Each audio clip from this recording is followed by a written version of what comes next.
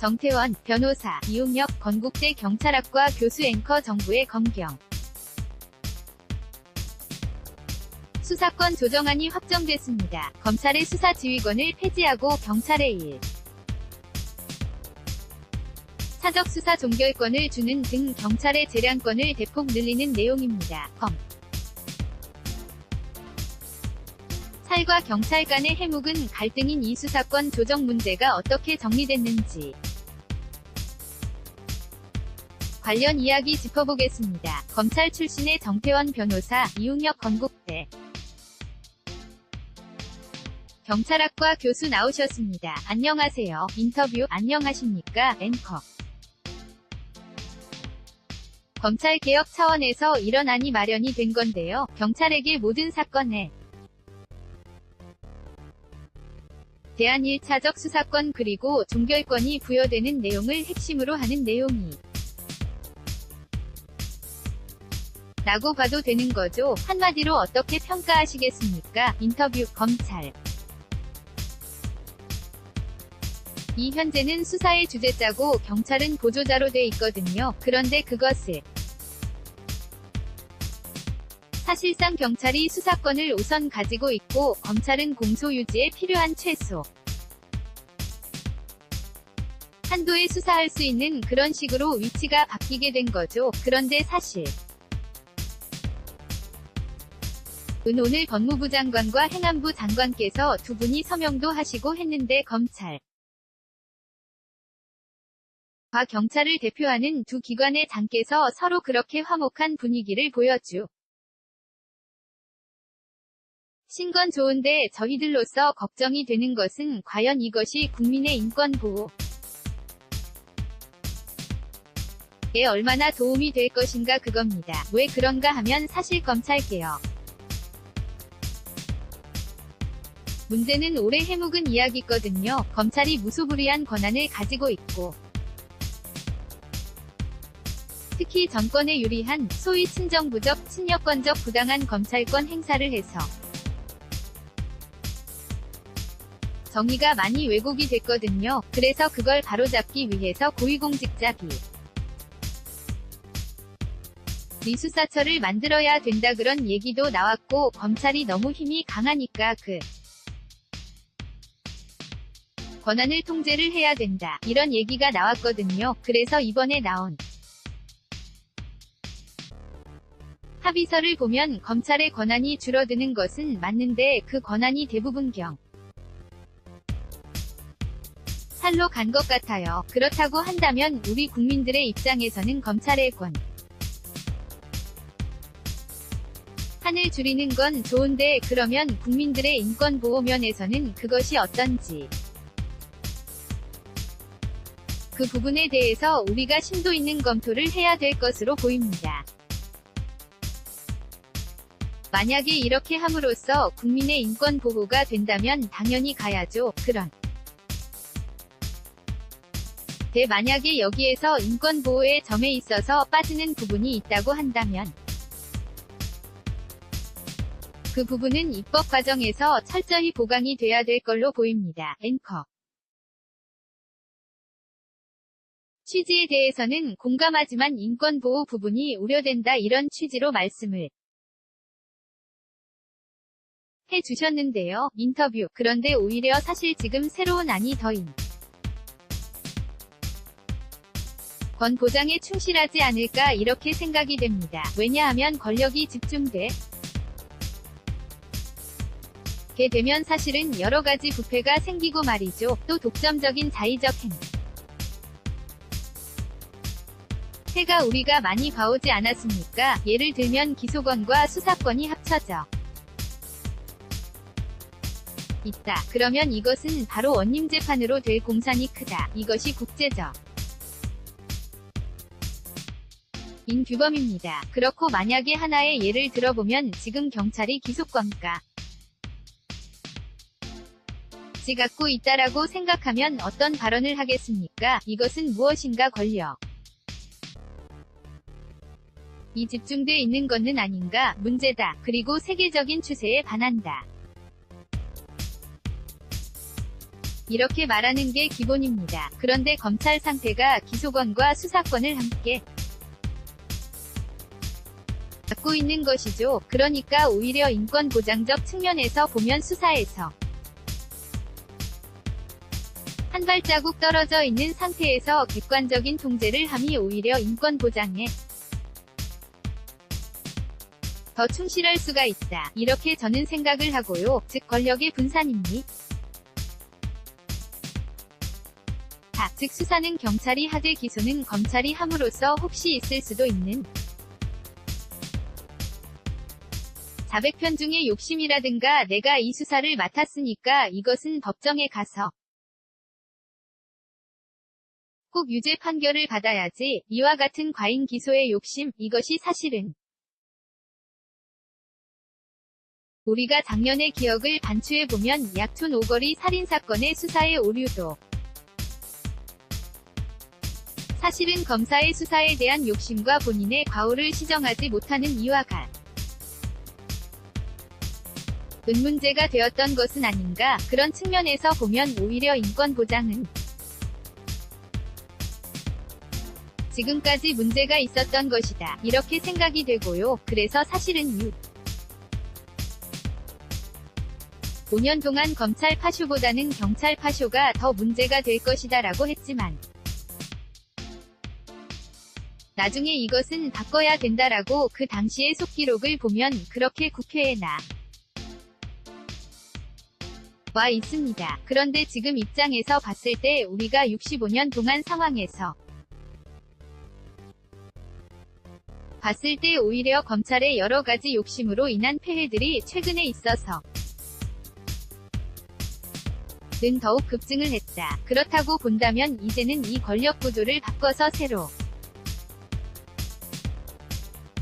운 패러다임으로 만드는 이와 같은 필요가 있다고 생각이 되고요. 190개 나라를 비교해보면 우리나라처럼 수사의 개시, 진행, 또 종결, 기소, 행정권까지 검찰에게 집중돼 있는 나라는 거의 찾아보기 힘들다. 그래서 들의 안 자체는 특별히 새로운 것이라기보다는 국제적인 표준의 그나마 비정 상적인 모습을 정상화의 모습으로 가져감에 불과하다 이렇게 생각이 되고요. 다만 검찰의 입장에서는 아무래도 여러 가지 행정조직이 조직의 성장, 전에 있어서 많은 관심을 갖고 있고 그러다 보니까 지금 갖고 있던 여러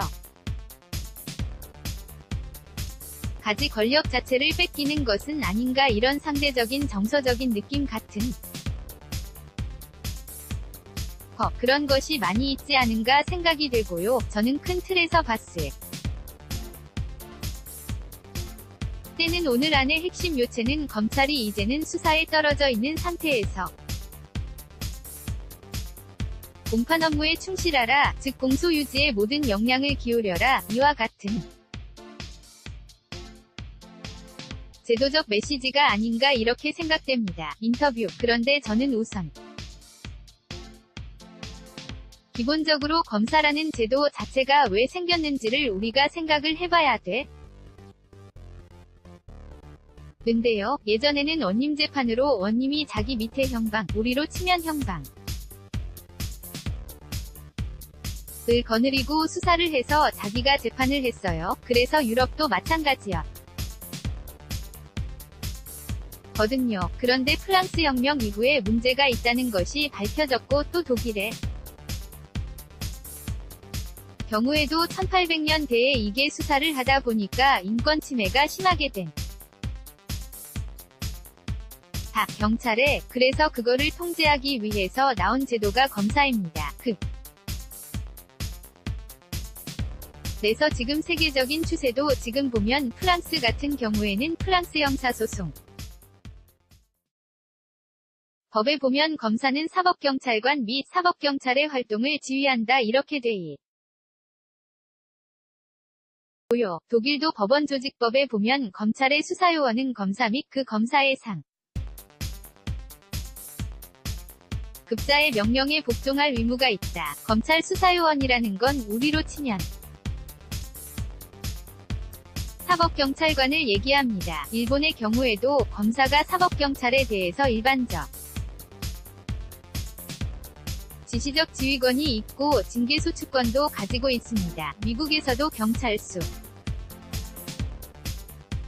사는 구체적으로 기소가 돼야 되기 때문에 와서 지휘를 받을 수밖에 없는 것이 현실이거든요. 그래서 수사지휘권이 있는 것이 오히려 선진국가의 일반 적인 경향이고요. 문제는 그로 인한 부작용, 특히 우리 국민들이 많이 겪어왔던 검찰 권력이 무소불위가 되니까 마음대로 자기 식구들은 봐주고 그다 음의 정권에 아부하고 이런 것을 막아야 된다. 그런 차원에서 이것이 나온 것이거든요. 그런데 이것을 경찰에 무조건 다 주고 검찰은 경찰에 대해서 전혀 관여하지 말라고 하면 그러면 걱정이 되는 것은 무엇인가? 경찰에 인권 침해가 있을 때 그걸 어떻게 막느냐? 그게 제일 큰 문제입니다. 특히 우리 경찰은 한 15만 명 되거든요. 그게 우리나라 전체 행정부만 보면 3분의 1쯤 되는데 그 경찰에는 수사를 하는 팀뿐만이 아니고 교통 그다 음의 경비, 정보, 대공부한 여러 파트가 있거든요. 정보권을 쥐고 있으니 다 거기다가 지금 국정원으로부터 대공수사권을 가져오거든요. 그리고 그걸 총지휘하는 것은 경찰청장입니다. 중앙집권적이죠. 그렇게 돼 있기 때문 거기에 대해서 어떤 사법적인 통제가 이뤄지지 않으면 인권 침해는 물론이 고 우리가 검찰이 무소불위의 권한을 행사하면서 정권의 앞잡이 노릇을 했다 는 그 비판이 이제는 경찰로 갈 수밖에 없고 경찰 국가가 되는 문제점이 예를 들어서 이승만 대통령 시대에는 바로 전형적인 경찰 국가였습니다. 그래서 경무대에 와 있던 곽영주 경무원 같은 경우에도 부부통령으로 였죠. 물론 나중에 총살 당했기는 하지만 지금 경찰이 그렇다는 것이야. 그리고 그러한 부작용이 일어날 수 있기 때문에 이렇게 만약에 제도를 바꾼다 고 한다면 경찰을 중앙경찰과 지방경찰로 나눠야 됩니다. 그렇게 하고 또 경찰 중에서 실제 수사를 하는 사람은 한 10% 밖에 안 됩니다. 한 1만 2,000명 정도. 그러면 그 사람들에 대해서 수사도 하지 않는 상급자들 이 지시를 하거나 지휘하는 그 제도를 끊어야 되거든요. 그런데 그 두가 지가 같이 되지 않으면 앞으로 이렇게 변함으로써 일어날 수 있는 일반국 민에 대한 인권 침해 사례가 많이 나타날 우려가 있는 겁니다. 앵커 두 분 다 상반된 의견을 두 분이 갖고 계신데 오늘 이렇게 발표된 검경 수사권 조정안에 대해서 검찰과 경찰 모두 완전히 만족스러워 하지는 않는 것 같습니다. 양쪽에 다 볼멘 목소리가 있는 것 같거든요. 경찰 내부에서는 어떤 목소리가 나오고 있습니까? 인터뷰 제가 생각을 할 때는 지금 상호 협력관계의 모습으로 수사권의 모습이 바뀌어야 된다라고 바라고 있었던 것 같고요. 그것이 수사권 조정의 포인트가 아닌가 봤는데 실질적으로 보면요. 전이 영장 청구권을 검찰이 갖고 있음으로 인해서 수사에 있어서의 구체적인 보안 수사를 요구할 수가 있다라는 이 점에 있어서는 별반 달라진 것이요. 지 않느냐 이런 얘기가 나오고 있는 것 같고요. 그리고 지금 지방자치 경찰과 관련해서는 이것은 수사권과 관련된 이슈가 아니다. 이것은 국가의 지방분권화의 정도에 따라서 연동이 돼야 될 문제지, 마치 이것이 수사권 조정이 하나의 전제인 것처럼 접근하는 자체가 무엇인가 맞지 않는 얘기가 아닌가. 그래서 이번에 조정안에서 보면 수사권 조정을 지방자치와 함께 행을 한다. 이것으로 봐서는 무슨 이유 때문에 그런 건지 납득하기 어렵다. 는 얘기도 있습니다. 왜냐하면 만약에 그와 같은 똑같은 논리라고 한다면 검찰도 역시 지방자치가 돼야 된다. 자치경찰가 돼야 된다. 왜냐하면 경찰 만 자치경찰이 될 이유가 없죠. 검찰과 자치검찰이 돼야 되고 형사사법부 조가 자치화돼야 되는 것은 아니냐, 이런 입장의 얘기가 있고요. 왜냐하면 예를 들면 유럽 같은 경우에도 사실은 수사권과 지방자치의 연동과는 아무런 관계가 없는 것이 아닌가, 이런 입장인 것 같고요. 어쨌든 큰 틀에서 볼 때는 영장과 관련된 만약에 검찰에서 영장을 불청구한 경우에 있어서 예를 들면 경찰이 이것을 불복할 수 있는 절차가 공정하게 있어야 되는데요. 전의심의위원회는 고등검찰청 소속으로 돼 있다. 그렇다고 본다면 검사에게 있다라는 거죠. 그런 경우는 지금 달라지는 것이 과연 있겠느냐, 이런 점에 있어서 외관상은 마치 수사권 조정에 엄청난 대변혁이 일어난 듯 보이지만 안을 들여다보면 커다랗게 달라진 것은 없는 것은 아니냐, 이런 얘기도 함께 있고요. 또 한편으로 봐서는 큰 틀에서 봐서는 수사에서 검찰이 무엇인가 한 발짝 떨어져 있어야 되는데 오히려 특별한 수사 영역 같은 거로 필요 특정을 해주고 인지수사까지 결국은 허용을 해줌으로써 사실은 오히려 수사에 무엇인가 친한 그와 같은 조직으로서 인상을 주는 것이 아니냐. 마찬가지 맥락에서 수사가 중복이 되었을 때 경찰과 검찰의 수사가 중복이 되었을 때 무엇 때문에 검찰이 먼저 우선권을 가져야 되느냐, 이것도 실은 지금까지 설득력으로 받아들이지 않는 것 같고요. 또 가장 핵심적인 것은 피의자 신문조서의 증거 능력에 있어서는 아무런 개선이 없었다. 즉 바꿔 얘기하면 검찰에서 작성한 앵커 증거 능력에 차이가 있는 거죠. 인터뷰 증거 능력에 차이가 있는 거죠. 그래서 검찰에서 작성한 조서만 증거로서 능력이 있는 거고 경찰에서 작성한 조서는 휴지 조각에 불과한데 법관의 입장에서 보면 사실 경찰이나 검찰이나 사실 마찬가지인데 오히려 한중심주의적 입장에서 모든 것을 판사 앞에서 하는 이와 같은 원칙으로 가야 된다. 그래서 증거 능력에 차등을 둬야 될 이유가 하등 없지 않느냐. 이런 면에서는 전혀 해소된 것은 없다. 이런 여론이 아닌가 생각됩니다. 인터뷰 그런데 기본적으로 검사는 법률가입니다. 경찰은 법률가가 고 경찰은 기본 업무는 치안입니다. 그래서 범죄를 예방하고 범죄에 진압하는 것이 경찰의 주된 업무고 그중에 수사 업무가 들어갔을 뿐이죠. 그래서 검찰과 경찰의 피의자 신문서의 증거 능력을 달리한 이유는 검찰은 법률가 이니까. 만약에 지금 구속영장 말씀을 하셨는데 어떤 사람들은 구속영장을 할 때 때 검사를 통하지 않고 바로 해버리면 바로 영장이 발부될 위험도 있는데,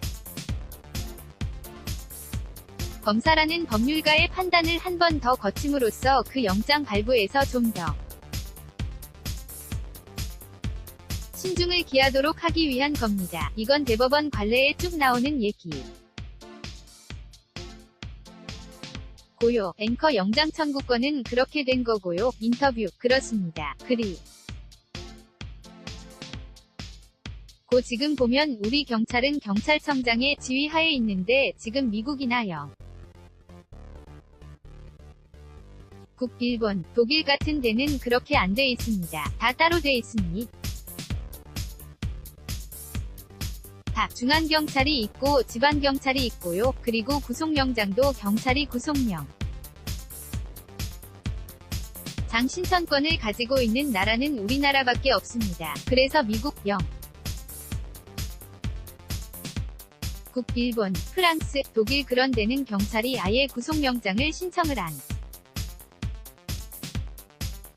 하도록 돼 있거든요. 그런 점에서 우리나라에서 경찰이 구속영장을 직접 구할 수 없다는 것이 무슨 불리한 거나 그런 것은 아니고요. 또 한 가지. 아까 말씀하셨는데 행정경찰과 사법경찰의 분리, 또 중앙경찰과 지방경찰의 분리에 관해서는 여러 차례 주장들이 나왔습니다. 예를 들어서 민주화를 위한 변호사 모임에서 발표한 것은 중앙집권적인 경찰권의 분산, 행정경찰과 수사경찰의 분리, 경찰의 인권침해 방지를 위한 보완책도 함께 논의돼야 한다. 이렇게 했고요. 참여연대도 그랬습니다. 참여연대도 분권적 자치경 살세에 도입된 경찰 조직을 민주적으로 통제할 수 있는 제도적 방안이나 사경찰과 이른바 행정경찰의 엄격한 분리 등 경찰 권력의 비대화 방지와 사의 독립성 보장 방안, 이런 것들이 필요하다고 했고, 또 오늘 발표한 국수석도 교수 시절에 뭐라고 얘기를 했는가 하면 앵커 말씀을 조금 줄여주십시오. 인터뷰. 경찰도 사법경찰과 행정경찰을 나눠야 되고 이런 얘기를 했고 박영선 의원도 그런 얘기를 했거든요. 그래서 이 점은 권 조정에 있어서는 아주 핵심적인 것이기 때문에 이것이 같이 되지 않으면 인권 침해의 가능성이 높아지는 겁니다. 앵커 자치경찰 같은 경우에는 지금 시행을 하기로 한 거죠. 오늘 조정안에서 그런 내용도 포함이 된 거죠. 인터뷰. 시범 실시를 내년까지 현재 제주도에서 운영하고 있는 형태를 전국으로 확산하는데 일단은 세종, 제주 이렇게 하고 앵커 민간인들 시각 에서 볼 때는 검경 수사권 조정하고 자치경찰하고 이게 어떤 관계가 있기 때문에 검찰에서 자꾸 자치경찰을 얘기하는지 이 부분을 쉽게 설명을 시겠습니까? 인터뷰. 아마 논거 자체는 경찰이 너무 거대화될 우려가 있지 않느냐. 그렇다고 본다면 권한 자체를 쪼개나가는 것이 권력 통제의 장에서 바람직하다. 이런 논리인 거죠. 왜냐하면 수사권 자체를 스스로가 고 있고 그런 다음에 중앙, 지방경찰이라고 한다면 혹시 우리가 우려되는 권력의 공룡화, 이것을 최소화하기 위해서는 각 지역별로 권한을 분산하는 것이 바람직하다. 이런 논거로서 이야기를 전개를 하고 있었던 것 같습니다. 그런데 제가 아까 말씀드린 것처럼 이것과 과연 수사권 조정이 과연 개성이 있느냐. 왜냐하면 그런 논리라고 한다면 결국은 지방자치경찰이 되는 대검찰은 그대로 중앙집권으로 돼 있단 말이죠. 그러면 이것은 논리의 일.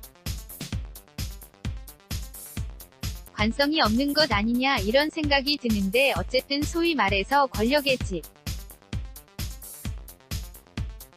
중 자체를 분산시키려고 하는 그 논리에서 지방자치에 관한 이야기를 함께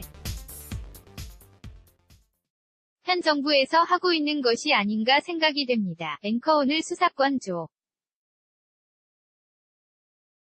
정안 발표하는 자리에 이낙연 총리, 법무부 장관, 행안부 장관이 참석을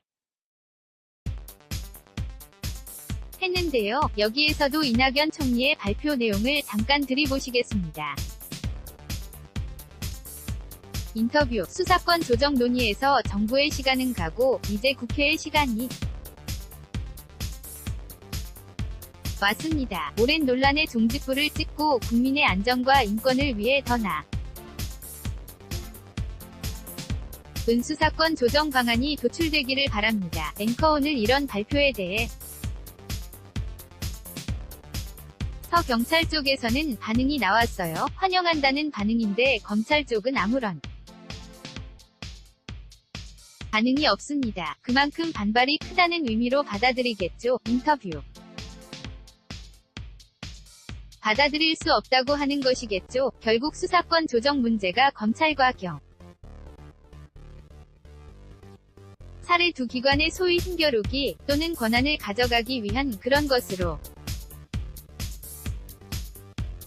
계속돼 왔는데 사실 중요한 것은 아까 말씀드린 대로 이것이 국민에게 어떤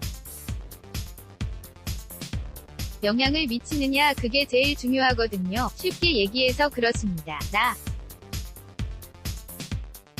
나쁜 검사와 나쁜 경찰이 일반 국민의 입장에서 무슨 차이가 있습니까? 거든요. 그렇다고 한다면 나쁜 검사와 나쁜 경찰이 나오지 않도록 통제하는 것이 필요한데 지금 이렇게 되면 과연 그러면 검찰의 권한이 줄어든 게 확실하게 보여요. 그러면 경찰로 권한이 가면 그러면 경찰은 천사들만 모여 있냐? 아니거든요. 그러면 그 경찰에서 그런 잘못된 것이 나오지 않도록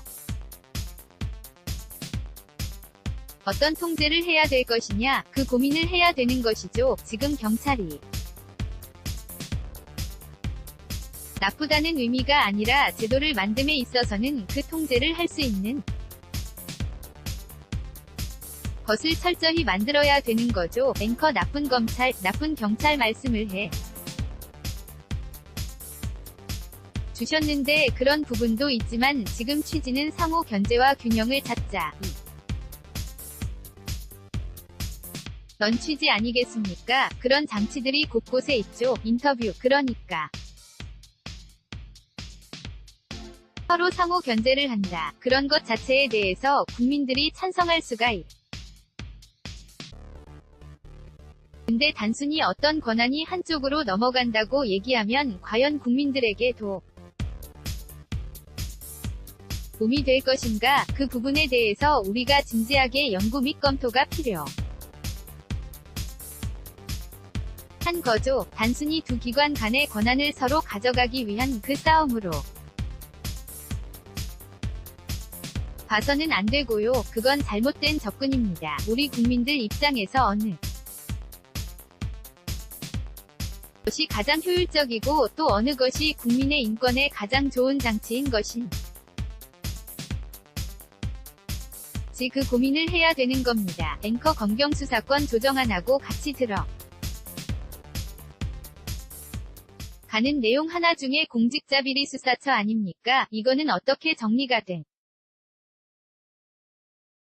겁니까? 인터뷰. 지금 그 안 자체가 국회에 4건이 올라가 있습니다.